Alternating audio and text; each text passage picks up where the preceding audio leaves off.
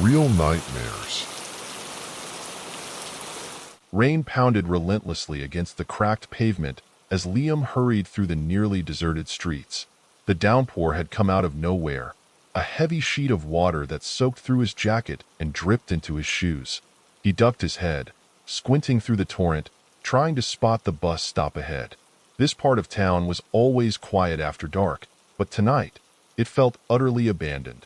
Then he saw it. Headlights cut through the rain like pale eyes, approaching with an eerie calm.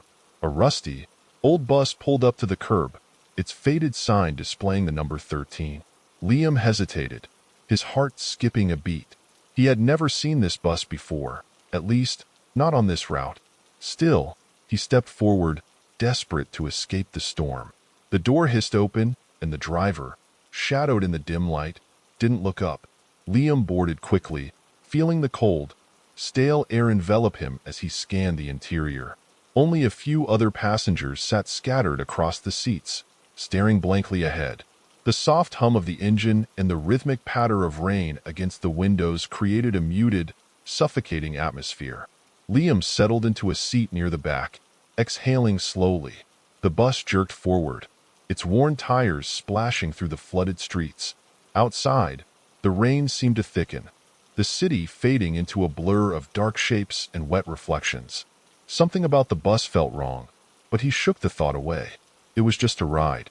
He would be home soon enough. As the bus lurched forward, Liam glanced around, trying to make sense of the other passengers. There were 5 of them, scattered and silent, faces lit by the occasional flicker of the dim overhead lights. In the seat across from him sat a woman in her 30s, her fingers tapping anxiously on her knee. Liam met her eyes for a brief second, but she quickly looked away, clutching her bag tighter. Her nervous energy was palpable. Toward the front, a middle-aged man with a graying beard stared blankly out the window, his lips moving as though in silent conversation. Liam turned his gaze back toward the rear, noticing 2 others, one asleep, their head resting against the glass, and another hunched over, fiddling with something in their lap.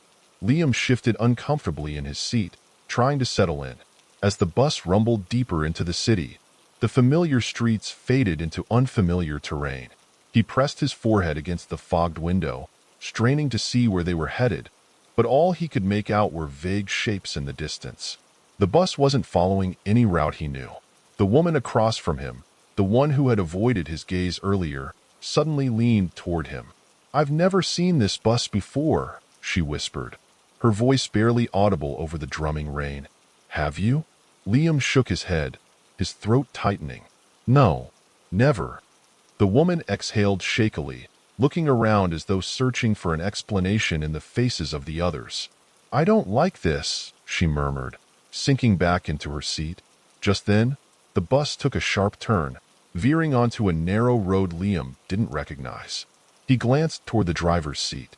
The man sat motionless, never looking back, his face still obscured by the shadows. The bus rattled along the uneven road, the tires splashing through deep puddles. Liam couldn't shake the uneasy feeling creeping up his spine. He turned to the window, trying to distract himself, but what he saw sent a chill through his body. Through the misted glass, a wrecked bus appeared, half submerged in water on the side of the road. Twisted metal and shattered glass glinted in the rain as though the accident had happened only moments ago. Liam's breath caught in his throat. The wreck looked strangely familiar. The woman across from him gasped. "Do you see that?" she whispered, pressing her face to the window. "It looks like an accident I was in, years ago." Her voice trembled, eyes wide with disbelief. Liam's heart raced. He couldn't tear his gaze away from the wreckage. As they passed by, he caught a fleeting glimpse of something that made his blood run cold. His own reflection in the shattered windows. It was just for a split second, but it was there. His hands tightened on the seat in front of him. No, it couldn't be. He had been in a bus crash years ago, yes, but it couldn't be the same bus. His mind was playing tricks on him. The bus continued forward, but the eerie vision lingered. He glanced around at the other passengers, wondering if anyone else had noticed, but they remained silent, except for the woman, who was still staring out the window, her face pale as a ghost. Outside, The storm seemed to intensify, the rain now pounding harder against the bus.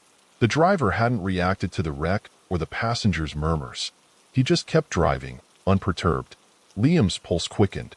He suddenly had the sinking realization that this wasn't just a ride home.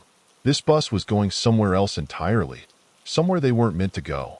Liam's mind raced, trying to piece together what was happening. The visions, the strange detours, the unsettling silence of the driver. Nothing about this bus made sense. The air felt thick with tension, as if something terrible was waiting just ahead. Suddenly, the woman across from him stood up, her nerves clearly frayed. "We need to get off this bus," she said, her voice barely controlled. "Now." She marched toward the front, gripping the metal rail near the driver's seat. "Hey!" she shouted. "Stop the bus." The driver didn't respond. He sat motionless, his face still hidden in shadow, his hands gripping the wheel with eerie calm. The bus kept moving, the engines hummed steady and cold. "I said stop." The woman reached out to shake his shoulder, but as soon as her hand touched him, she let out a sharp gasp and stumbled back. Her hand passed right through him as though he were nothing more than a shadow. Her eyes widened in terror, and she scrambled back, nearly falling into the aisle. He's not real," she cried, her voice rising in panic. The other passengers looked up now, unease turning to fear. Liam stood, his legs trembling. "What do you mean?" he demanded, moving closer to her. The woman was shaking, clutching her hand to her chest. "He's not real. I touched him, and it was like air. He's not human." Liam turned to the driver, a creeping dread filling his chest. The figure behind the wheel didn't move, didn't react to the chaos unfolding around him. It was as if he existed outside of their world, a specter guiding them down a road that wasn't meant for the living.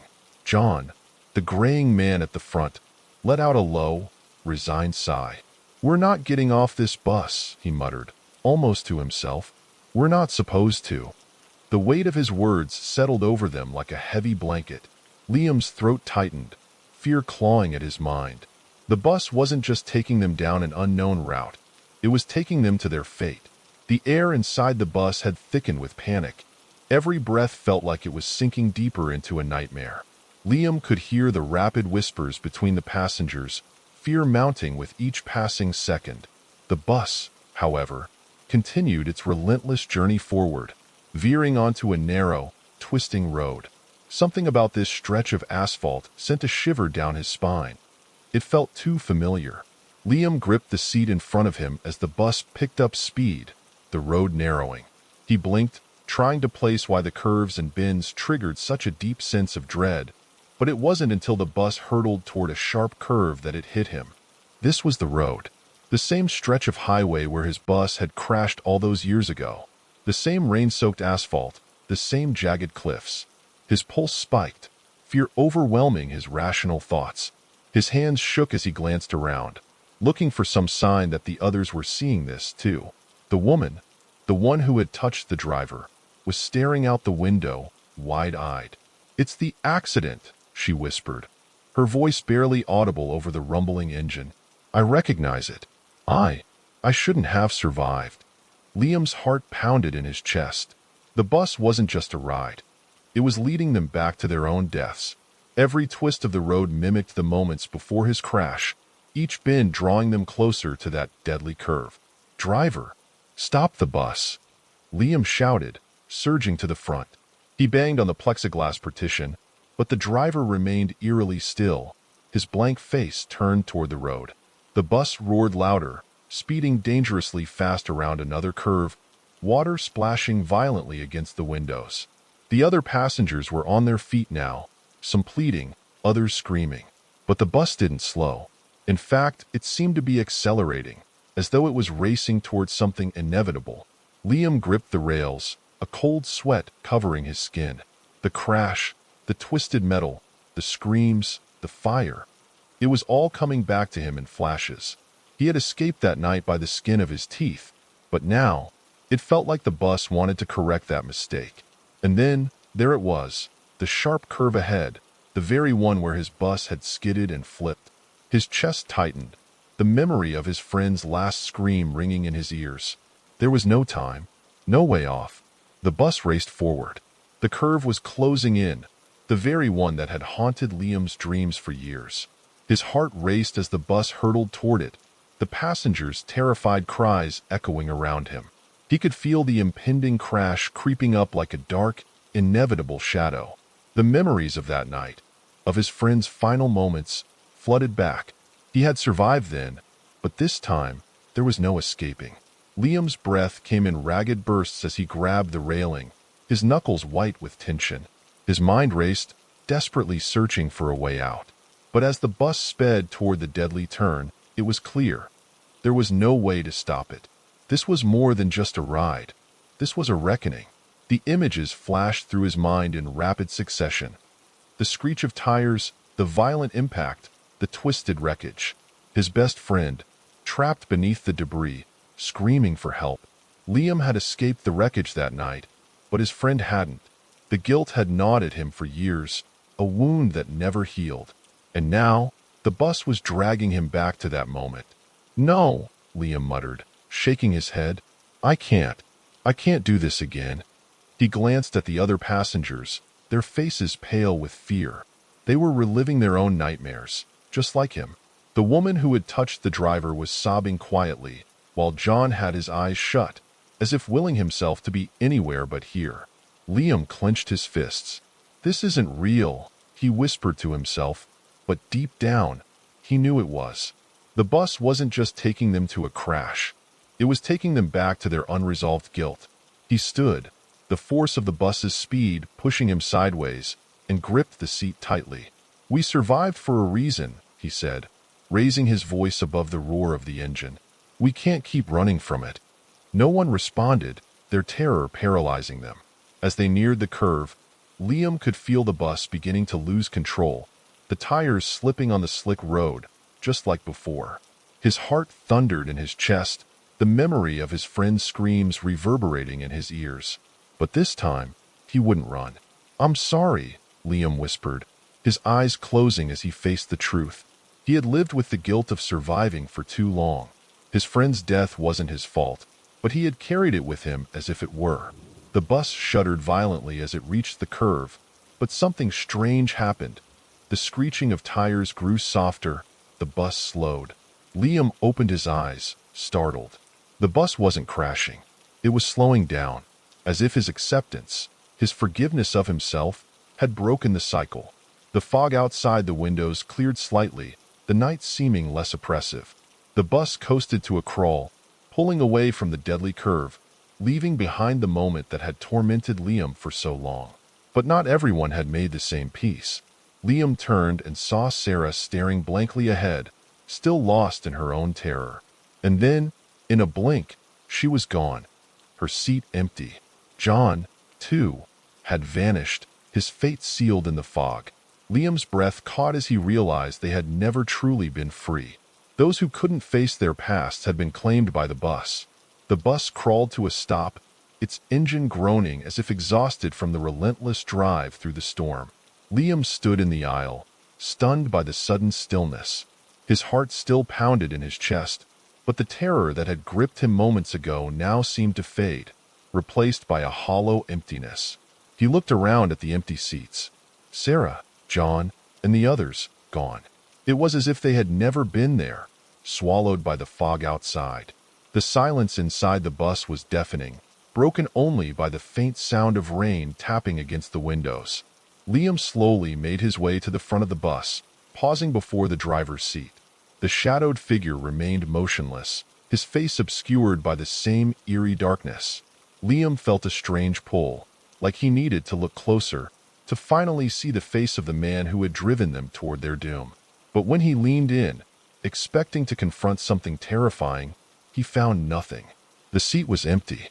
Liam blinked, his mind struggling to process the reality in front of him. There had never been a driver. The bus had been steering itself the whole time. Without thinking, he turned toward the door. It hissed open as if inviting him to step off.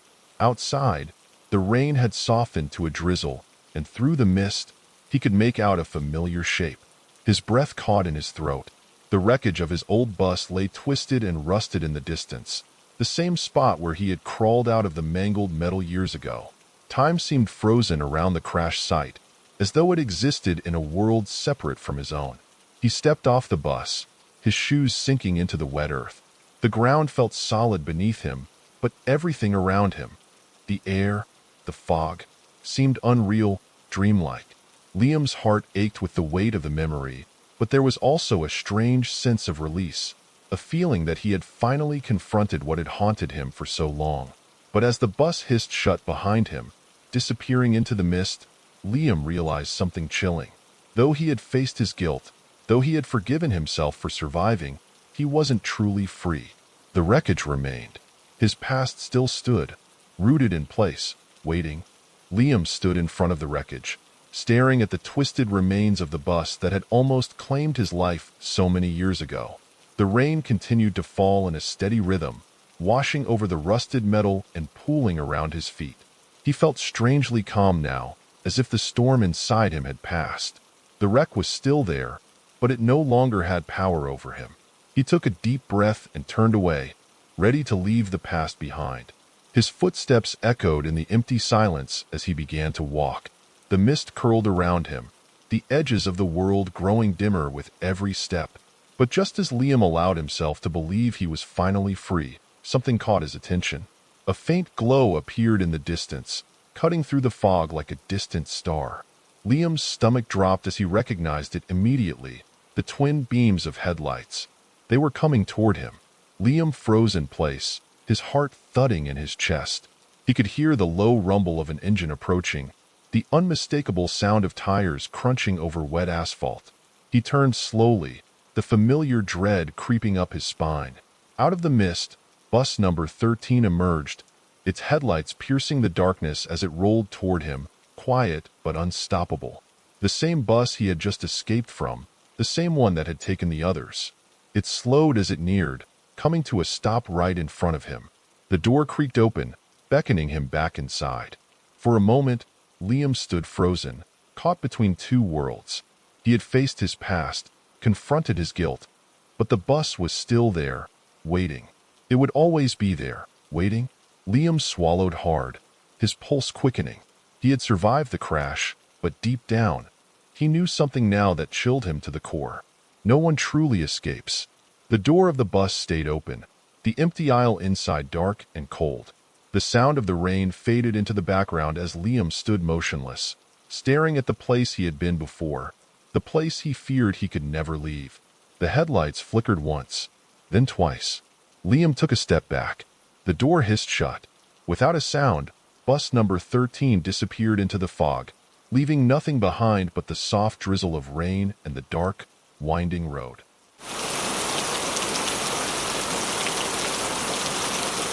The storm raged on as Mark's hands clenched the steering wheel, knuckles pale against the black leather. Sheets of rain hammered down, obscuring the road in front of him. His headlights barely cut through the downpour, illuminating only the faintest outline of the desolate highway. The engine sputtered, a final protest before the car lurched and fell silent. He cursed under his breath and tapped the gas, but it was no use. The car had died. Stepping out into the cold rain, the wind lashed against his face, soaking him instantly. Mark stared down the empty road, but there was no sign of life for miles. The isolation gnawed at him, mirroring the emotional distance he'd felt for months since the accident. He tried not to think about it, about her. But even now, in this torrential storm, he couldn't escape the shadow of his grief. The distant rumble of an engine drew his attention. Through the haze of rain, headlights flickered in the distance.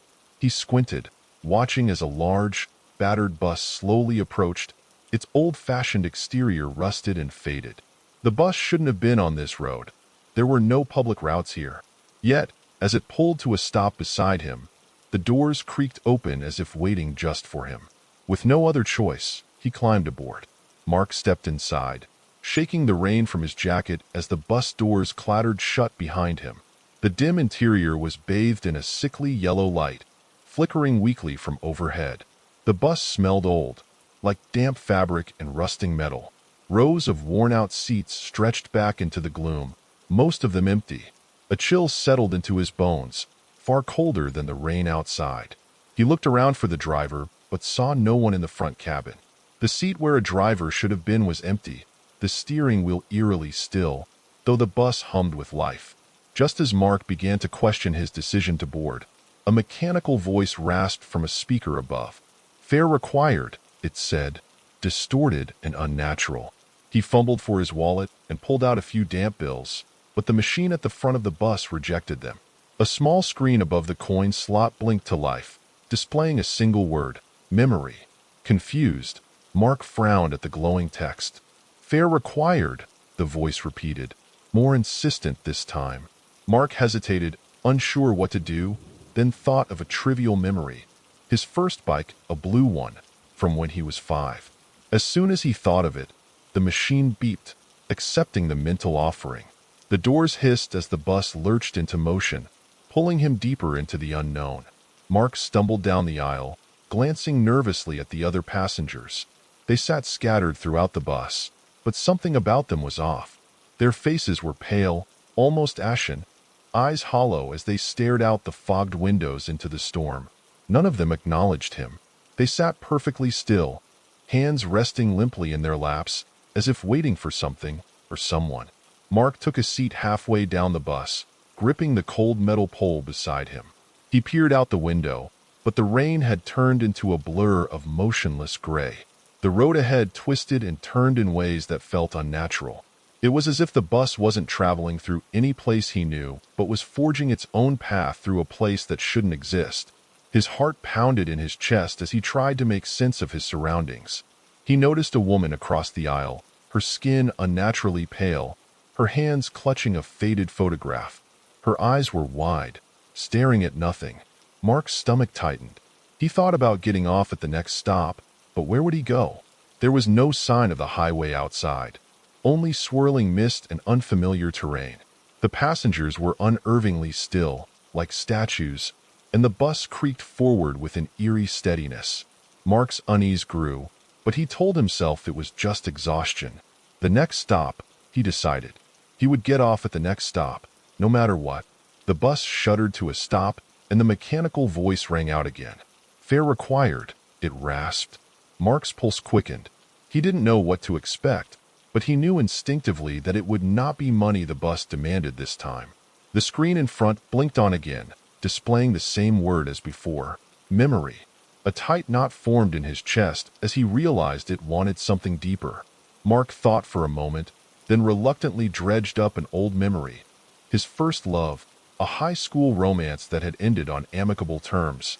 It felt harmless enough, just a faint, nostalgic image of teenage innocence. But as he focused on it, the memory flickered and faded, being pulled away like a distant star in a dimming sky. The bus jolted forward again, and Mark sank back into his seat, a strange hollowness creeping in where the memory had been. He blinked, trying to recall her face, her name, but it was gone, completely erased from his mind.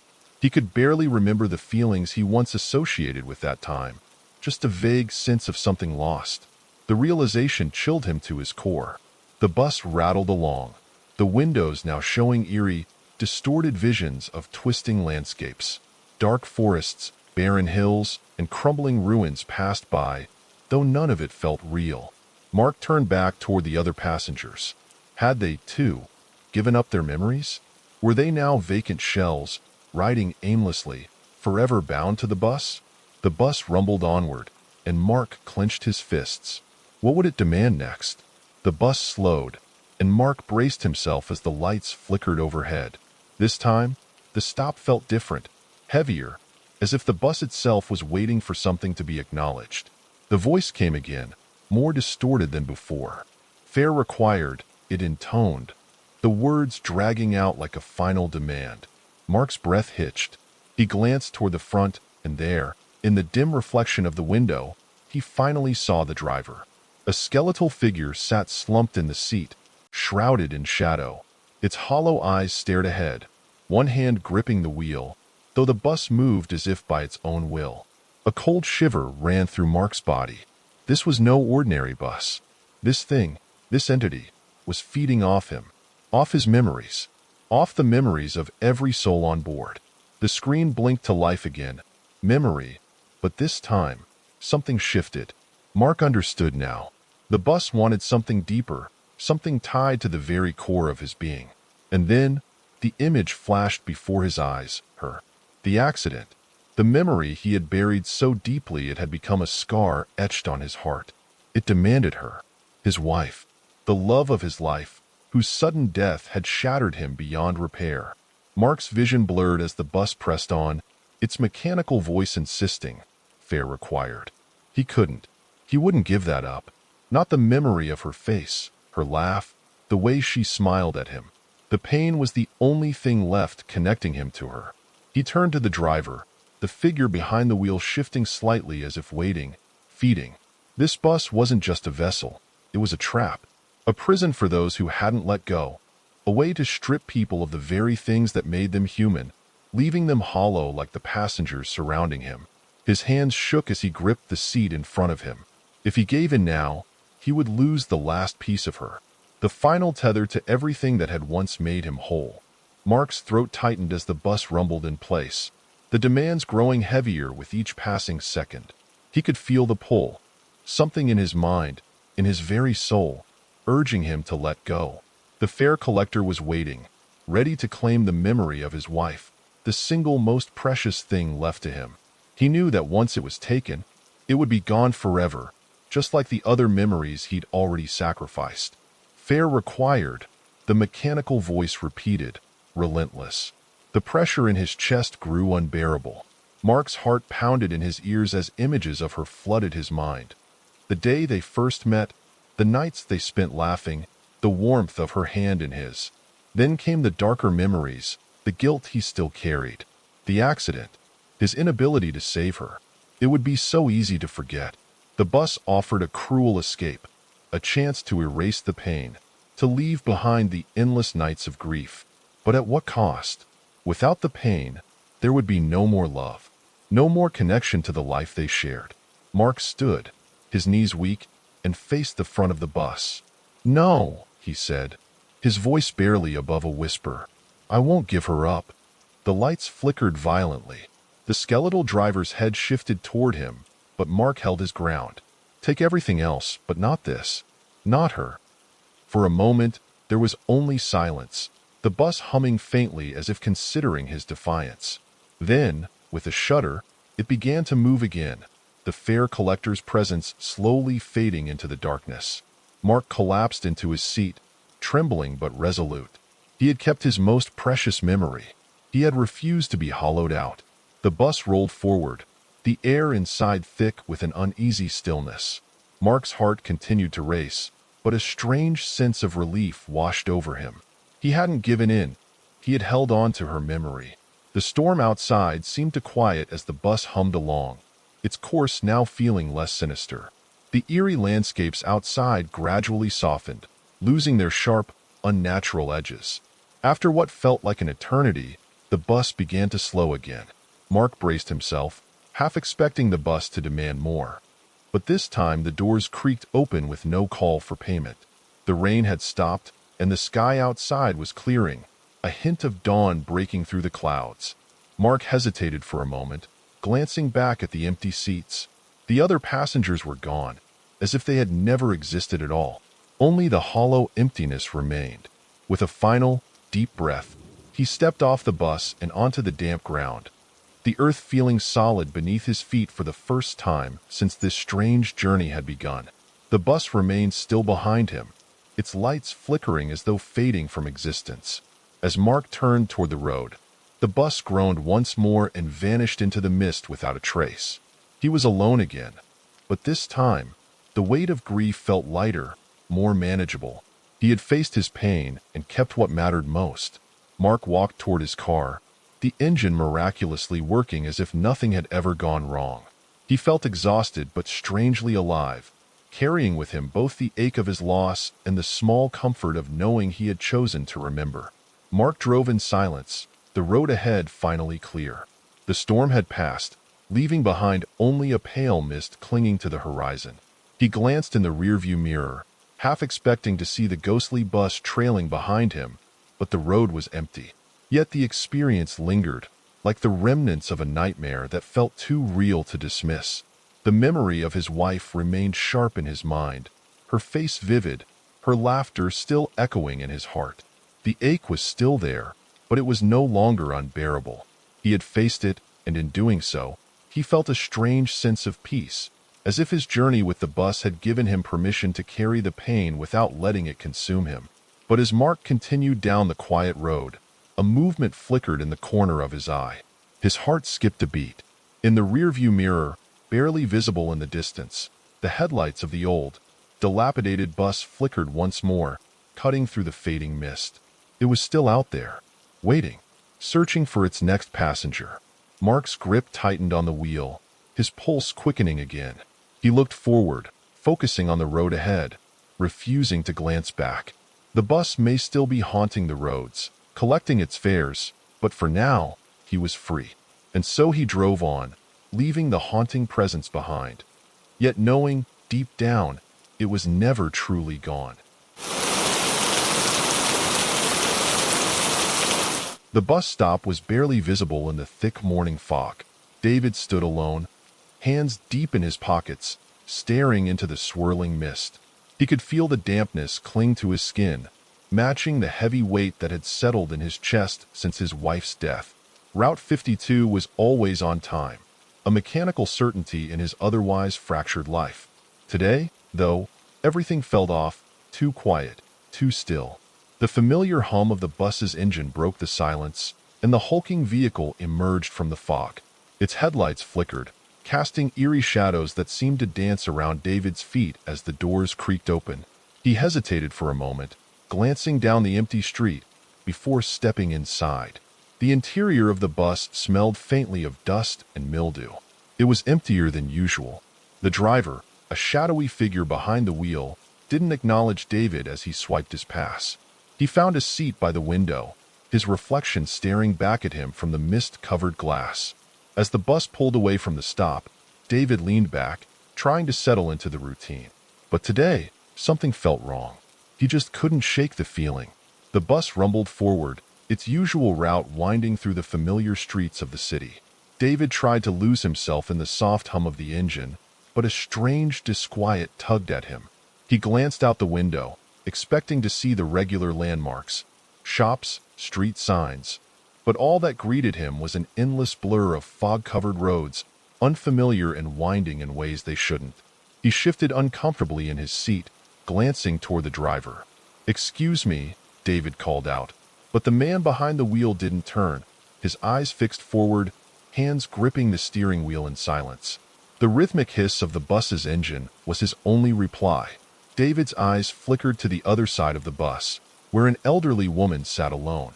She hadn't been there when he first boarded. Her appearance startled him, but it wasn't just her presence.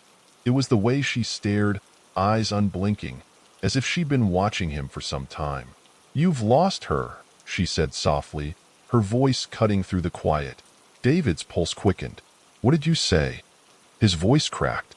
"Your wife," she continued, her gaze still piercing. "You'll find your answers before this ride ends." A faint, cryptic smile curled at the edges of her lips. David's heart pounded as he sank back into his seat, his grip tightening on the worn fabric. Outside, the fog thickened, and the streets became less and less familiar. The bus slowed, stopping at an intersection David didn't recognize. The fog swirled around the vehicle like a shroud, and a figure appeared in the mist.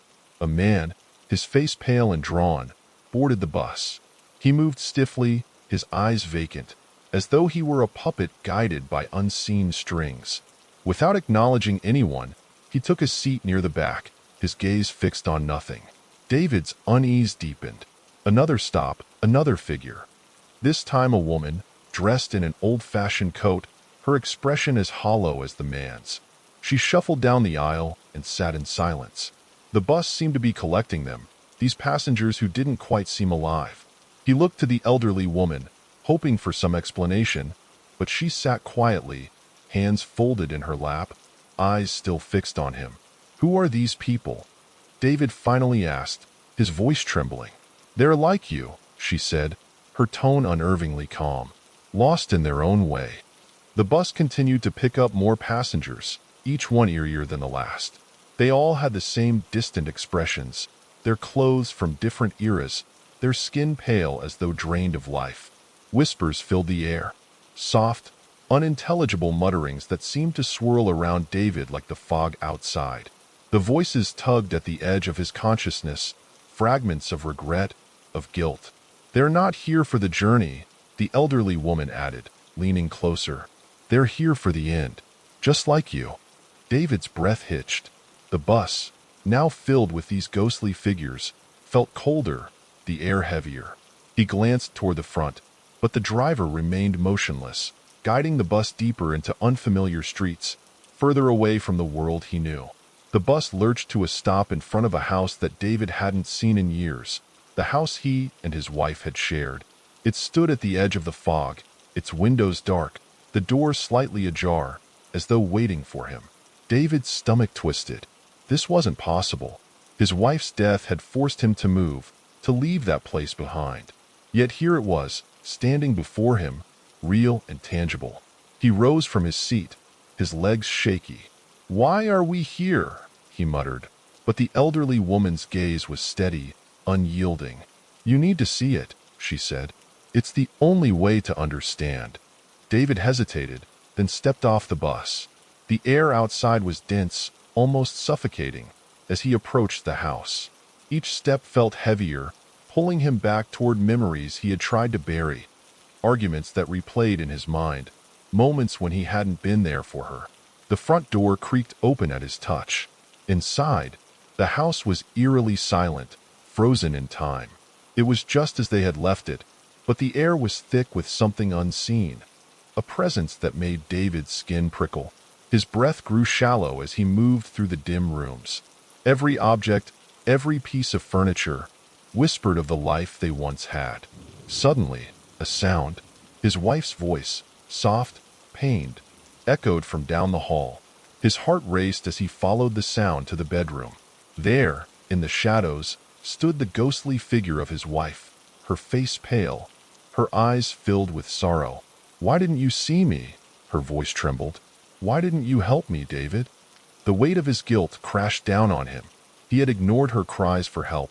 David stood frozen in the doorway, staring at the ghostly apparition of his wife. Her face, though familiar, was worn with an anguish he had never fully understood. The room seemed to warp around them, the walls pressing inward as if the house itself wanted to swallow him whole. "You left me alone, David," she whispered, her voice fragile but accusing. "You didn't see what I was going through." The memories hit him like a punch. Those final weeks, the distance between them growing wider with each passing day. He had been consumed with work, with his own grief over their failing relationship, never realizing just how deeply his wife was suffering. I didn't know," he stammered, his voice cracking. "You didn't want to know," she said, stepping closer. Her form flickered in the dim light, her once beautiful eyes now hollow. "I begged you to notice, to see how much I was hurting, but you didn't, and now I'm gone." David collapsed to his knees, tears streaming down his face. The weight of her words felt like they were crushing him, guilt seeping into every fiber of his being. His wife's image hovered over him, her sorrow a tangible force pushing him deeper into despair. "I'm sorry," he whispered, his voice barely audible. "I'm so sorry." The room darkened, the walls twisting as if they were made of shadows. His wife's form began to blur, dissolving into the darkness that consumed the room. "You must carry it now," her fading voice echoed. "Your guilt, your regret." David screamed, reaching out for her, but she was already gone, her figure vanishing into the black void that surrounded him. The house collapsed around him, pulling him into a darkness he feared he'd never escape. David gasped, suddenly back in his seat on the bus. His heart raced, his chest tightening as he struggled to make sense of what had just happened. The fog outside was still thick, but the house was gone, swallowed by the mist. The passengers remained silent, their faces as pale and distant as before. The bus slowed, the driver finally glancing at him through the rearview mirror. He pulled to a stop at the edge of the fog, near David's current apartment. The doors creaked open, and David stepped off, feeling the cool air against his skin. He turned, watching as the bus disappeared into the haze, its headlights fading into the distance. For a moment, everything was still. Yet, deep down, he knew the ride wasn't truly over. The faint rumble of the engine echoed through the fog, as if waiting for him to return. David shivered and walked away.